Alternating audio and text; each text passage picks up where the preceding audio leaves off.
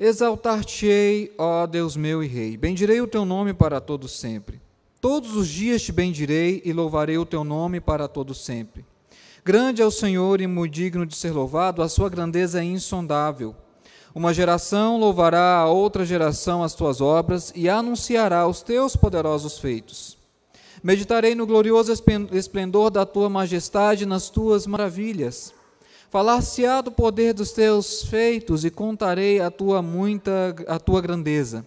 Divulgarão a memória de tua muita bondade, com júbilo celebrarão a tua justiça. Benigno e misericordioso é o Senhor, tardio em irar-se de grande clemência. O Senhor é bom para todos, as suas ternas misericórdias permeiam todas as suas obras. Todas as tuas obras te renderão graças, Senhor, e os teus santos te bendirão. Falarão da glória do teu reino e confessarão o teu poder, para que aos filhos dos homens se façam notórios os teus poderosos feitos e a glória da majestade do teu reino. O teu reino é o de todos os séculos e o teu domínio subsiste por todas as gerações. O Senhor é fiel em todas as suas palavras e santo em todas as suas obras. O Senhor sustém os que vacilam e apruma a todos os prostrados. Em ti esperam os olhos de todos e tu a seu tempo lhes dás o alimento. Abres a mão e satisfazes de benevolência a todo vivente. Justo é o Senhor em todos os seus caminhos, benigno em todas as suas obras. Perto está o Senhor dos que o invocam, de todos os que o invocam em verdade. Ele acode à vontade dos que o temem, atende-lhes o clamor e os salva. O Senhor guarda a todos os que amam, porém os ímpios serão exterminados. Profira a minha boca louvores ao Senhor, e toda a carne louve o seu santo nome para todo o sempre. Vamos orar ao nosso Deus mais uma vez, pedindo a Ele graça, compreensão para a palavra dEle, que é santa, que é inspirada e necessária para a nossa condução, para iluminar os nossos caminhos nesses dias. Abençoa-nos, Senhor, hoje, enquanto refletimos, apreendemos e nos dispomos a aplicar a Tua palavra. Que o Teu Espírito venha ao encontro das nossas necessidades, conduzindo-nos, direcionando-nos, Senhor, para que a Tua palavra seja tal qual lâmpada para os nossos pés. A Tua palavra seja que a lei, de fato, ela é que restaura a alma, o testemunho do Senhor, que é um testemunho fiel e dá sabedoria. Portanto, Senhor, aqueça o nosso coração nessa noite com a Tua palavra, como o coração dos discípulos no caminho de Emaús foi aquecido. Abençoa-nos, ó Deus, para que a nossa esperança, a nossa confiança, a nossa segurança sejam baseadas simplesmente no Senhor. Tu és o nosso Deus, o Deus da aliança, o Deus do pacto, aquele que é fiel em todas as obras, aquele cuja bondade permeia todo o universo, tudo que foi criado. E assim te pedimos, ó Deus, ajuda-nos a te adorarmos como convém, ajuda-nos, ó Deus, a orarmos como é exigido de nós e oremos, ó Deus, pedindo o que é correto, oremos de forma agradável ao Senhor. Que os nossos lábios, ó Deus, profiram louvores ao Senhor. E que nós te pedimos, ó Deus, é que as palavras dos nossos lábios e o meditar do nosso coração sejam agradáveis na Tua presença, Senhor, rocha nossa e Redentor nosso. E nós choramos, ó Pai, em nome de Cristo Jesus. Amém. Eu nunca fiz um passeio, ainda tenho vontade, se Deus assim me permitir na minha vida, de fazer, que é subir o chamado Pico da Bandeira, o ponto mais alto do Brasil. Esse Pico da Bandeira, você vai procurar na internet, hoje o Google ajuda muito, e você vê lá várias imagens, várias pessoas que já fizeram esse trajeto, e é interessante que é um trajeto que ele é mais legal, e essa é a rota, a trilha, se você sai bem cedo de madrugada para chegar ao pico, pouco antes do nascer do sol, e você vê daquele alto do pico o nascer do sol, e se dizem, pelo menos as fotos dão para nós uma ideia de que são imagens maravilhosas. Uma dessas pessoas que eu conheci e que subiram o Pico da Bandeira, diz que chegou lá já extenuado, cansado, porque a trilha ela é íngreme, ela é feita de pedras, e você acordar de madrugada, e todo aquele cansaço, exaustão, e você vê que o ar já não é o mesmo de lá de baixo, e fica pensando, será que compensa mesmo subir esse pico? Será que vale a pena ir tão alto para, de repente, estar numa trilha? Aí essa pessoa diz que quando chegou e viu o sol nascendo no horizonte, por cima das nuvens, todos esses questionamentos, o cansaço, toda a sua exaustão desapareceu. E o pensamento que veio na cabeça dele foi: não tem como negar, Deus existe. Olha que coisa grandiosa, e olha quem eu sou para estar aqui contemplando isso. É essa a sensação, é essa disposição que os salmistas nos mostram. Ao cantar as grandezas, a majestade, a bondade, a fidelidade de Deus, eles não economizam adjetivos, eles não poupam elogios, e não são modestos ao descreverem para nós, os seus leitores, inspirados por Deus, como o nosso Deus é grande, como Ele é grandioso, como Ele é majestoso, como a bondade dele se demonstra, está clara e evidente aos olhos de todos, através do que ele criou. Nós vemos isso no Salmo 19, verso 1 a 6, os céus proclamam a glória de Deus, o firmamento anuncia as obras das suas mãos. Mas Deus, ele não se conteve apenas em revelar a si mesmo através da criação, através daquilo que nós contemplamos com os nossos olhos, mas ele se revela através da sua palavra, para que esse testemunho, para que essa evidência da criação fosse confirmada, fosse explicada, aprofundada através da sua palavra. E por isso a segunda parte do Salmo 19 é um louvor a Deus pela sua palavra, a lei que é perfeita, o testemunho que é fiel, que é mais doce que o destilar dos favos, que é mais precioso do que ouro. Ou seja, tudo isso que os salmos se debruçam a falar é da grandeza, da majestade de Deus, que está para nós aqui claro e evidente através de canções. O Salmo 145, que é o texto que acabamos de ler, é um salmo que faz parte de outros salmos, ele está cercado de outros salmos antes e depois, que em resumo tem a intenção a nós de nos convidar a um louvor e uma adoração a Deus. São salmos que não apenas descrevem a majestade, a grandeza, a fidelidade de Deus, mas ao descreverem esses atributos, essas perfeições, essas qualidades perfeitas do nosso Deus, os salmos dizem para nós: adore o Senhor, engrandeça-o, que a sua boca louve a Ele, que o seu coração o exalte, que todo o seu ser e todos os seres que respiram louvem ao Senhor, como termina o livro dos Salmos. E é ao contemplarmos essa grandeza, essa fidelidade, que eu e você aprendemos o que Deus espera como a sua correta adoração, que Deus espera que aprendamos a correta oração e como devemos viver neste mundo. E é por isso que neste salmo belo, riquíssimo, segundo João Calvino, o Salmo 145 é um salmo da providência de Deus. E para falar dessa providência que Davi descreve para nós, o Salmo ele fala de vários atributos, fala da justiça, misericórdia, bondade, fidelidade, santidade, grandeza, a majestade, a singularidade de Deus. Mas, dentre tantos atributos, dois desses salmos, dois atributos de Deus, eles saltam aos olhos.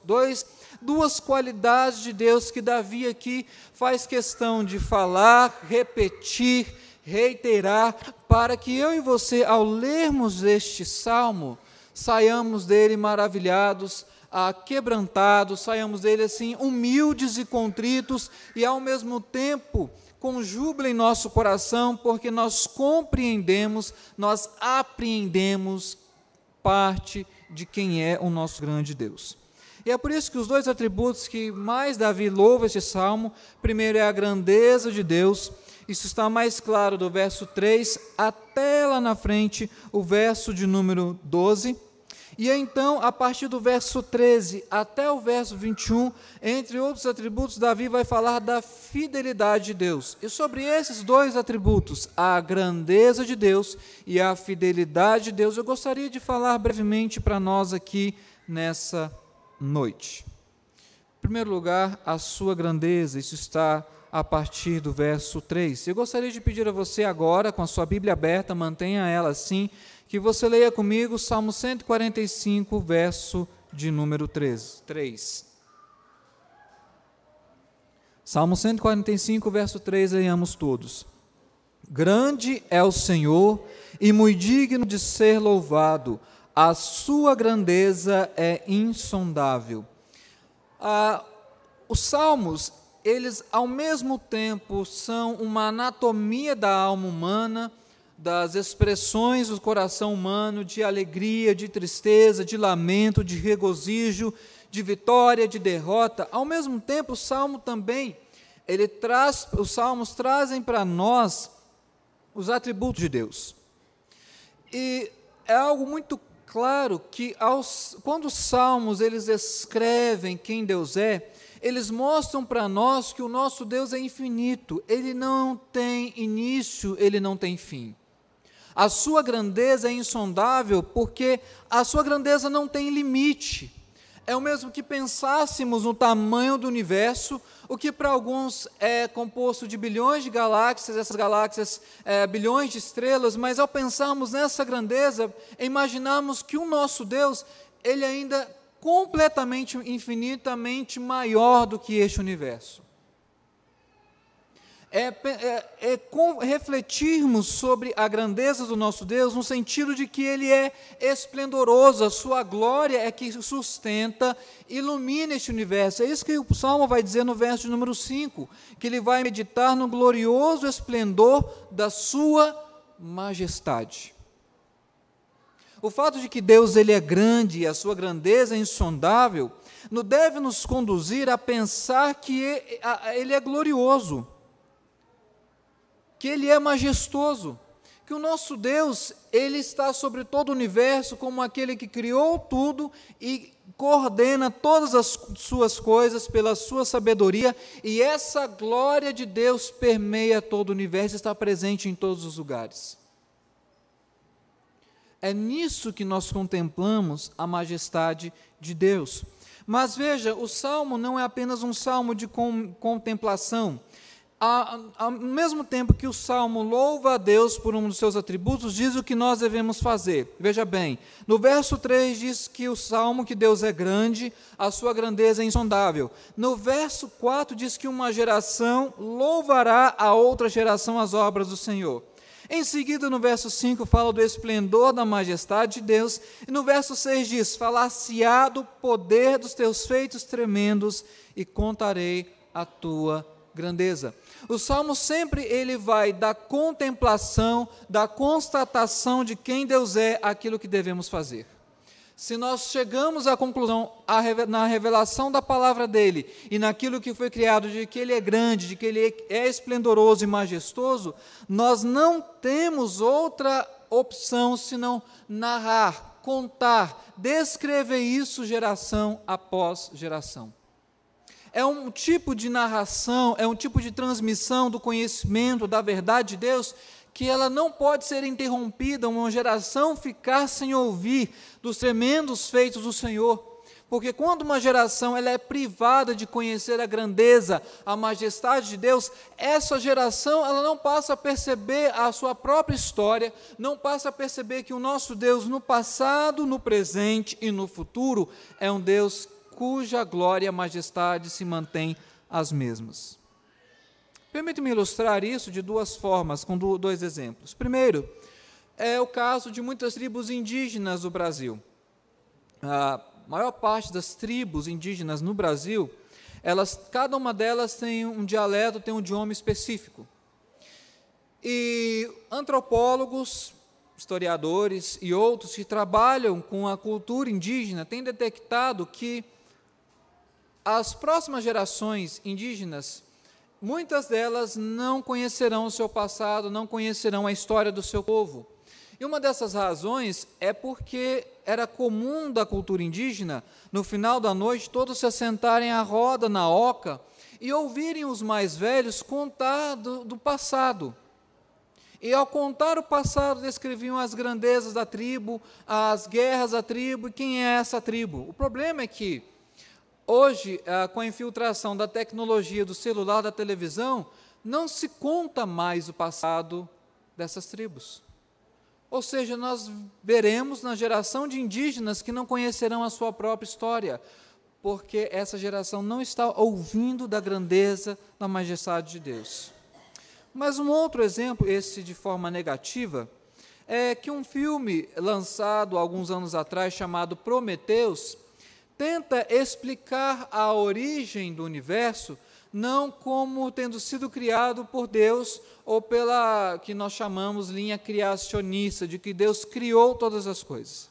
A explicação desse filme é que alienígenas vieram num planeta Terra, que era um planeta sem forma, um planeta vazio, veja bem, há uma recorrência à linguagem bíblica, mas que tudo que existe hoje foi, de alguma maneira, um projeto de alienígenas do passado. É claro, o filme é uma ficção, mas tenta explicar a grandeza, a diversidade, a glória do nosso mundo com a vinda de alienígenas, sendo que a explicação, embora simples, embora já antiga, é a verdadeira, de que tudo que foi criado por Deus, e isso é glorioso, e isso é esplendoroso.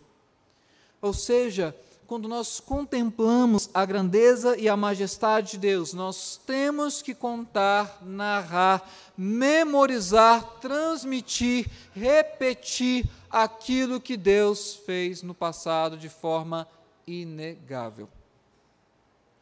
E é claro, o Salmo ele fala da benignidade, da misericórdia do Senhor, fala que o Senhor no verso 9 é bom para com todos e tudo que existe é permeado por essa grandeza que se manifesta na benignidade, na misericórdia e na bondade de Deus. Mas o segundo atributo que o texto nos fala, o Salmo nos fala, é o atributo da fidelidade. Isso já começa a se mostrar a nós a partir do verso 13. Eu gostaria de pedir a você que leia comigo o verso de número 13, Salmo 145, verso 13. Leiamos. O teu reino é o de todos os séculos, e o teu domínio subsiste por todas as gerações. O Senhor é fiel em todas as suas palavras e santo em todas as suas obras. Daqui em diante, o Salmo vai passar a mostrar para nós a fidelidade do Senhor. A palavra fidelidade na Escritura, ela pode ser traduzida por lealdade, por fidedignidade. Qual a diferença entre fidelidade e fidedignidade? Quando nós dizemos que Deus é fiel, nós estamos dizendo que Ele vai cumprir tudo o que Ele disse. Quando nós falamos de fidedignidade, estamos dizendo que tudo que vem dEle é verdadeiro. Essas duas coisas andam juntas, porque nós podemos crer na fidelidade de Deus, porque temos a convicção de que tudo que Ele escreveu, de que tudo que Ele revelou na sua palavra, é sim a expressão da verdade. Assim como C.S. Lewis já cansou de dizer nos seus escritos, nós somos cristãos, acreditamos no Evangelho não porque ele é atraente, mas porque ele é verdadeiro. É claro, a Bíblia não está preocupada em descrever a astrofísica para nós. Querer encaixar todas as espécies que existem, toda a taxonomia do universo na Escritura é um erro. Ela não está preocupada em dar detalhes exaustivos de tudo que foi criado.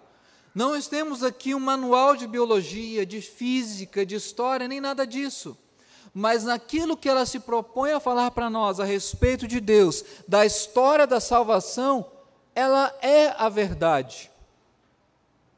E o que traz um certo dilema, crise aos nossos adolescentes e jovens quando vão para os meios universitários, é porque ao serem confrontados por perspectivas de pesquisa anticristãs secularizados, por entrarem em contato com ideias das quais nunca ouviram falar, começam a questionar a verdade do Evangelho e dizer, será que tudo aquilo que eu achava que cria, eu acreditava, é mera tradição? É simplesmente aquilo que o pai passou para filho, o filho para o neto e assim em diante? Por quê? Porque para eles é como se fosse incompatível a verdade do Evangelho e aquilo que nós estudamos. sendo que uma coisa não exclui a outra. É claro, nós não podemos nos enredar por filosofias e a pressuposições que vêm excluir Deus da história, vêm excluir Deus do universo. Ao mesmo tempo, nós nos fundamentamos na Escritura quando diz para nós que aquilo que ela fala de Deus é a verdade. E nisso nós temos que repousar a nossa esperança, porque Ele é fiel. Mas o texto aqui para nós nos fala que Deus é fiel em alguns aspectos que eu gostaria de falar de forma um pouco mais detalhada. Primeiro, ele é fiel no seu sustento. É isso que nós vemos no verso de número 14 até o verso 16, algumas partes. Verso 14, o Senhor sustém os que vacilam. Verso 15, em ti esperam os olhos de todos, e tu a seu tempo lhes dás o alimento. Verso 16, abres a mão e satisfazes de benevolência a todo o vivente. É Deus quem sustenta a tudo e a todos. E aqui, como deve ser, eu, pelo menos assim eu me coloco como um calvinista, eu acho que Calvino compreende perfeitamente o que este salmo está querendo dizer. Para João Calvino, reformador do século XVI, francês de origem, mas trabalhou durante boa parte do seu ministério em Genebra, na Suíça. Ele dizia que a obra de Deus, ela não se interrompeu quando ele terminou de criar tudo ao sétimo dia. João Calvino compreende, acredito que ele está correto, à luz da palavra, que quando Deus sustenta o universo, mantém tudo que existe, homens, seres inanimados, toda a criação, essa é uma extensão da sua obra criadora. O nosso Deus não apenas foi criador, Ele é o criador porque Ele mantém e sustenta a sua criação. A palavra que Calvino mais trabalha para isso é a palavra chamada providência. A providência de Deus é o ato de Deus sustentar o que Ele criou. Você pode não enxergar, pode não entender, porque às vezes essa providência ela é completamente misteriosa. Ela é insondável, mas Deus, no seu tempo, de acordo com a sua bondade, Ele organiza, sustenta todas as coisas. Até naquilo que nós achamos que é impensável, que é fruto apenas de mero trabalho.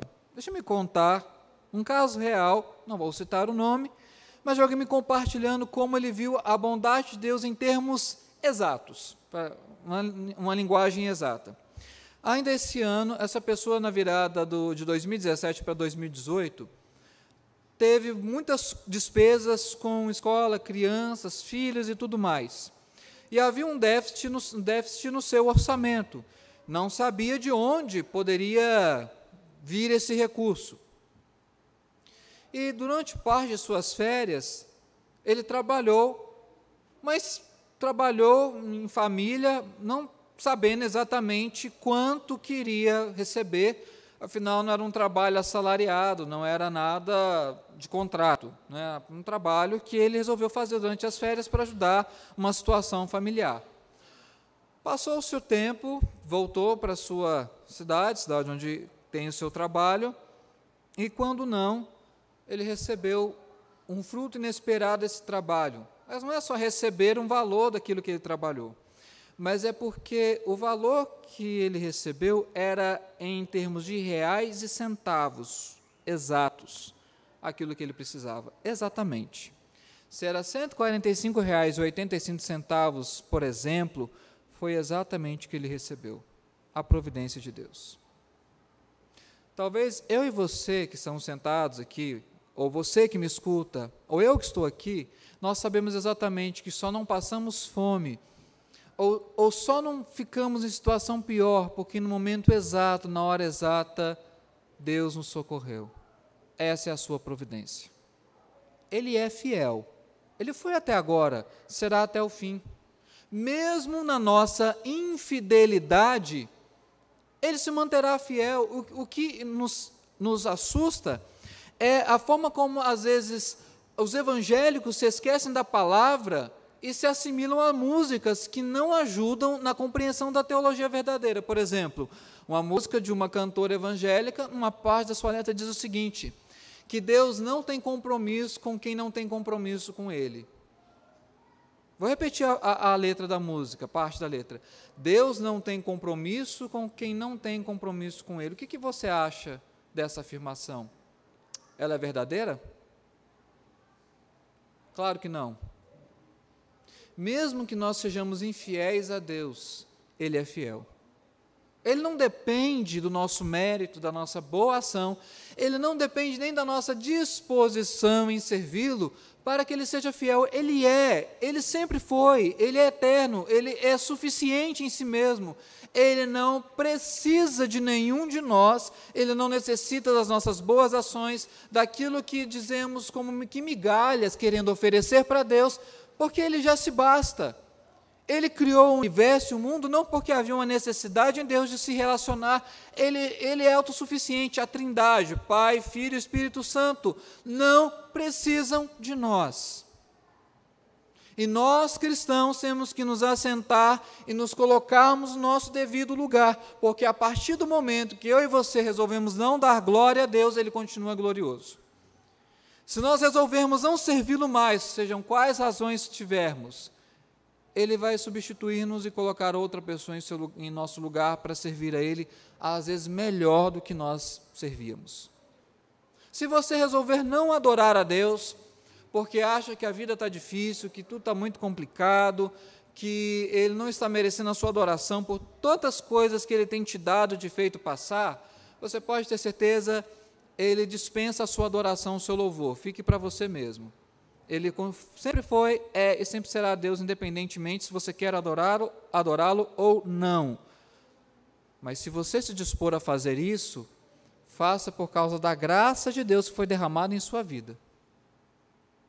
E mesmo que Deus ele não vai fazer isso, resolvesse nos privar de qualquer bênção, de hoje até o resto das nossas vidas, ainda assim nós já temos todos os motivos para adorá-lo. Porque Ele é fiel. Mas aqui eu quero chegar já à conclusão.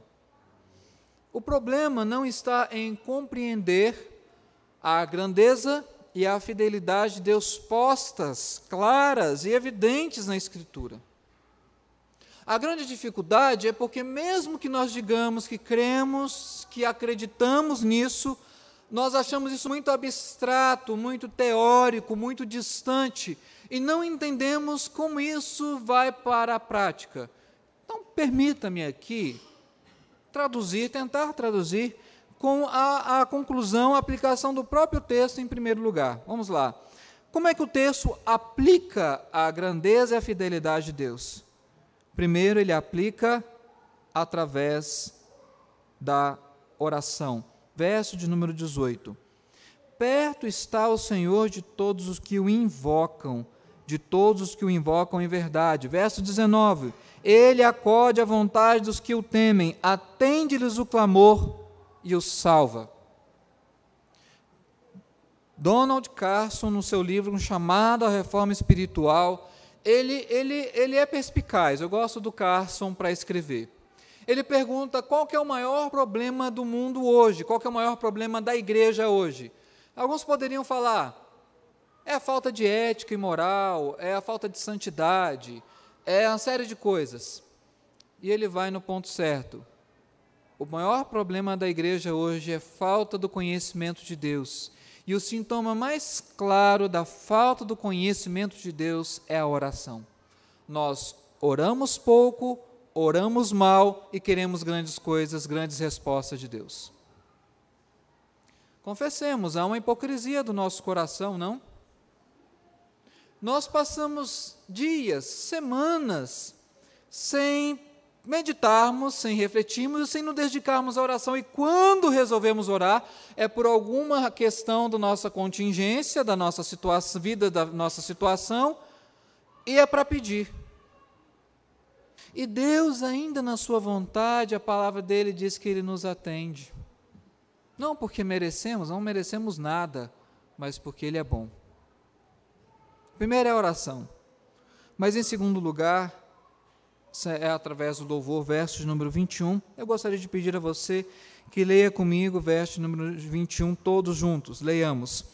Profira a minha boca louvores ao Senhor, e toda a carne louve o seu santo nome para todo o sempre. Segundo lugar, a adoração.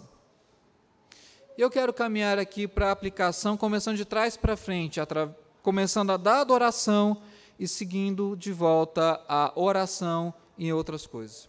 A adoração, esse é um dos elementos mais básicos, fundamentais, do propósito da vida humana, da nossa razão de existência nesse mundo, adorarmos a Deus. Mas nós nos privamos de adorarmos a Deus por razões muitas vezes banais. Alguém comentou comigo algum tempo atrás, alguns dias, que era triste a época do Ayrton Senna, porque os crentes não queriam ir para a igreja, eles queriam ficar vendo a corrida do Ayrton Senna. Mas, antigamente, o problema de muitos cristãos eram chamados trapalhões, né? Porque às vezes davam no mesmo horário do culto, e alguns preferiam assistir os trapalhões do que ir para o culto da igreja. É claro, nós vamos aqui incorrer num falso moralismo, dizer que se um cristão falta um culto, ele está encaminhado e irremediavelmente destinado ao inferno. Não é esse tipo de fala. Mas a maneira como lidamos com o culto mostra a forma como estamos lidando com o próprio Deus.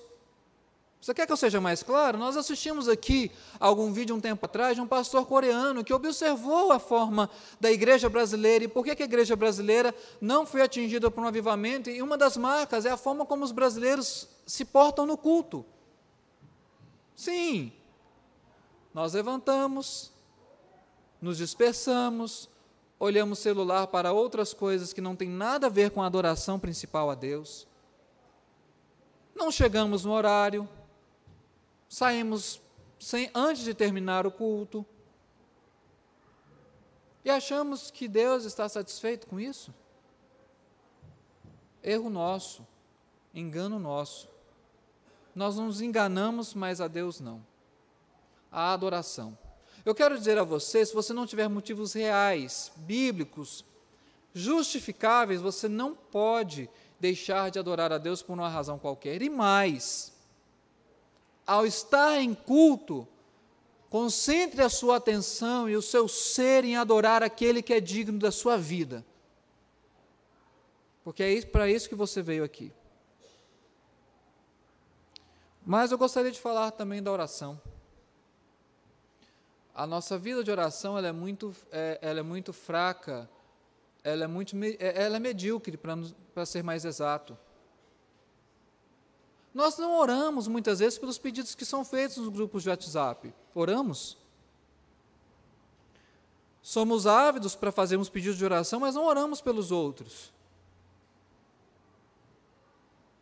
Nós não oramos em casa, seja antes, durante, depois das refeições. Não temos o hábito de ler a Escritura com regularidade, orar a Deus para que nos dê compreensão da palavra dele, e esperamos que o pastor nos faça compreender de forma mágica isso num domingo à noite. Não tem como. E ainda assim, esperamos que Deus possa mudar o nosso país de tantas maneiras, mas não oramos por aqueles que Deus investiu de autoridade. Além disso, eu sei que para muitos é difícil, e compreendo a rotina, a agenda, as dificuldades, limitações. Tudo isso nós levamos em conta. Mas eu tenho para mim que, às vezes, a pouca presença de irmãos nos estudos bíblicos e de oração, não é porque a rotina os impede, não é porque a vida da casa é muito agitada, é por preguiça, é por desleixo, é porque são relapsos. E volto, ainda assim, Deus se mantém fiel. Mas eu queria terminar concluindo de uma outra forma também este texto. Deus, Ele é fiel, entre outras coisas, no nosso sustento. Nós somos prova disso. Estamos aqui, é porque Deus nos sustentou e nos guardou até esse momento. Mas, às vezes, uma das coisas mais difíceis é explicar para o cristão se Deus pede dele 10% do que Deus deu a ele através do trabalho, se ele dá 10%, ele não faz mais do que a sua obrigação. Engraçado é porque as pessoas esperam uma recuperação milagrosa da economia para muitas coisas, menos para poder investir mais no reino de Deus.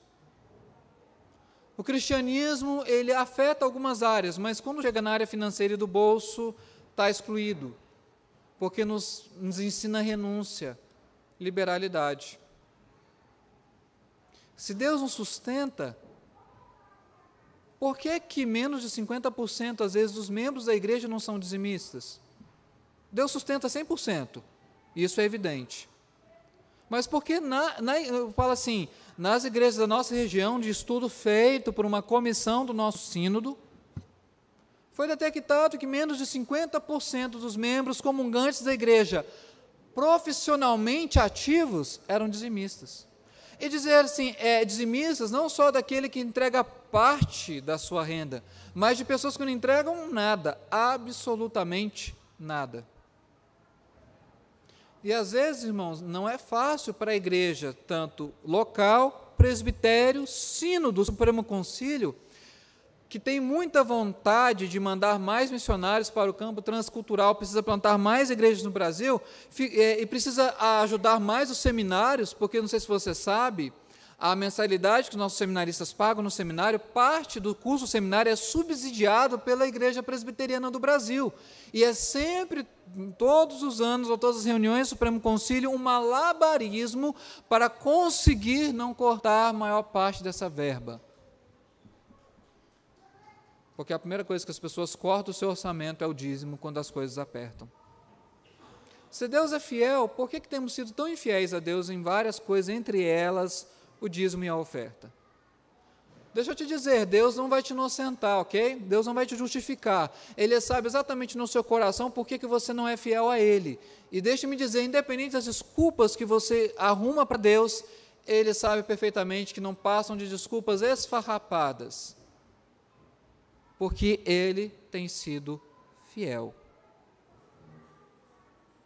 Eu quero dizer que você não vai fazer nenhuma dessas coisas que eu disse, uma vida maior de oração, um compromisso maior na adoração a Deus e a passar a entender o dízimo e a oferta, apenas como uma forma de, então agora eu vou passar porque Deus vai me abençoar. Não, é porque Ele já te abençoou com muito mais do que você merecia. E se você fizer isso, eu e você, como aprendemos uma outra parábola de Cristo que fica para outro momento, nós não passamos de servos inúteis. Sabe por quê? Não fizemos mais do que a nossa obrigação. E é por isso que temos que orar a Deus, para que Ele derrame graça não apenas sobre a nossa nação, mas nesses tempos, Ele derrame mais a sua graça sobre o seu próprio povo, porque esse povo está se esquecendo dos mandamentos e atributos de Deus que prometeu honrar. E isso tem sido motivo de vergonha alheia, e não sem razão. O Evangelho tem sido difamado na boca de incrédulos, porque aqueles que dizem crer não se portam como tais. Falam de um Deus que é grandioso e é majestoso, mas se portam em suas vidas como se Ele não existisse. E é por isso que nós vamos orar a Deus mais uma vez nesse momento.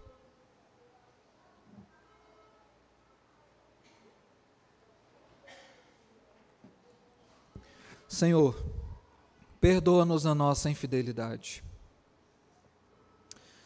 Quebramos a Tua lei, que é perfeita e é santa. Desobedecemos intencionalmente os Teus mandamentos, sem justificativas. A Ti, ó Deus, pertence a misericórdia, o juízo e a nós o corar de vergonha. Dá-nos um coração quebrantado e contrito, Senhor.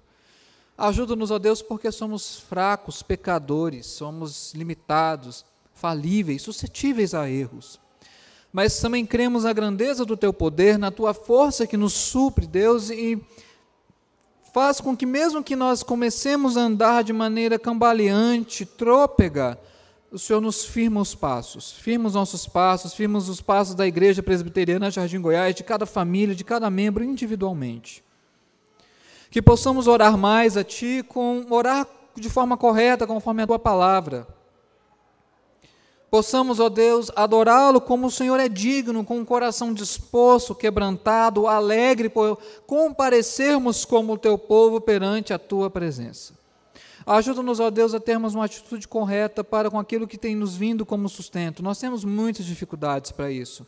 É da nossa inclinação, da nossa carne, é do pendor da nossa carne que milita contra o Espírito. E por isso te pedimos, ó Deus, que o Teu Espírito possa prevalecer em nossos corações, nos adestrando a vivermos uma vida digna do Evangelho. Te rogamos também, Senhor, faça-nos confiar mais em Ti, a colocar o motivo da nossa verdadeira segurança no Senhor. É o que nós te pedimos, ó Pai, é o que nós choramos em nome de Cristo Jesus. Amém.